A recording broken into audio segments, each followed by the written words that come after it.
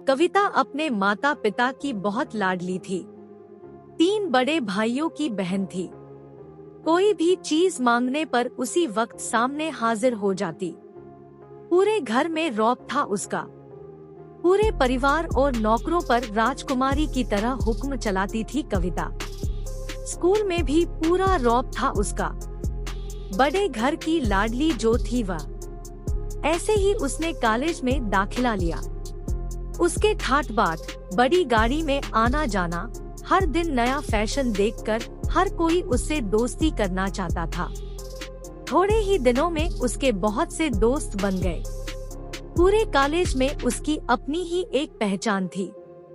इन दिनों उसके घर एक रिश्ता आया। खानदानी लोग थे और पापा की पुरानी जान पहचान थी उनके साथ। कविता के साथ कोई जबरदस्ती नहीं थी, पर कविता ने फिर भी हाँ कर दी, क्योंकि वह अपने परिवार से बहुत प्यार करती थी। वह जानती थी कि वह लोग उसका अच्छा ही सोचेंगे। लड़के का नाम राज था। राज काफी पढ़ा लिखा और समझदार लड़का था। ससुराल वाले भी बहुत अच्छे थे। ससुराल में कविता की जगह वैसी ही थी जैसी कि मायके में। कोई भी कार्य कविता की सलाह के बिना नहीं होता था। सबकी लाडली बहू बन गई थी वह। फिर उसके घर एक बेटे का जन्म हुआ। राहुल कविता को जान से प्यारा था। पोता पाकर ससुराल वाले तो फूले नहीं समाते थे। कविता कभी कभी सोचती कि उसकी किस्मत कितनी अच्छी है। उसका हर अपना उसे कितना प्यार करता है। चाहे जीवन में कैसा भी समय आए, मेरे अपने हमेशा मेरे साथ हैं। मैं कभी अकेली नहीं हो सकती। कितनी खुशकिस्मत हूँ मैं।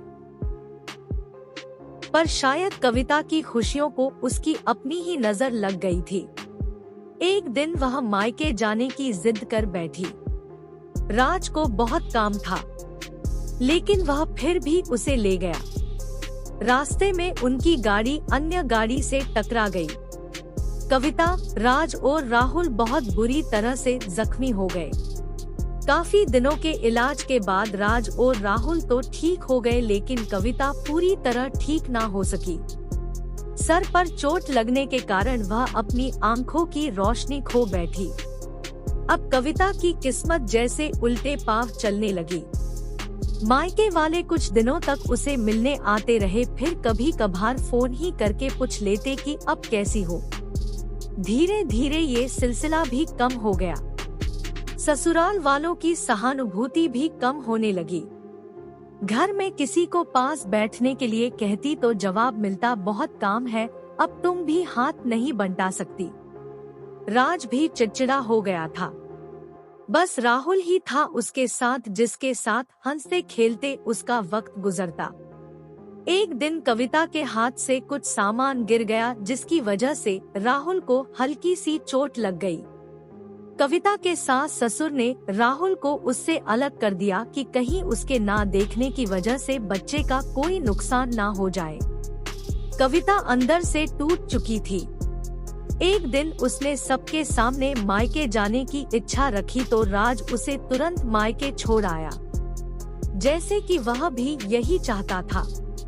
लेकिन राहुल को उसके साथ नहीं भेजा गया। कविता कभी राहुल से दूर नहीं रही थी, पर अपनी कमी के कारण उसने ज्यादा बहस नहीं की। कविता को लगा कि वह 3-4 दिन वहाँ रहेगी तो थोड़ा हवा पानी बदल जाएगा, क्योंकि वह कितने दिनों से कहीं भी बाहर नहीं गई थी। घर वाले भी इतने दिनों बाद उसे देखकर कितने खुश होंगे।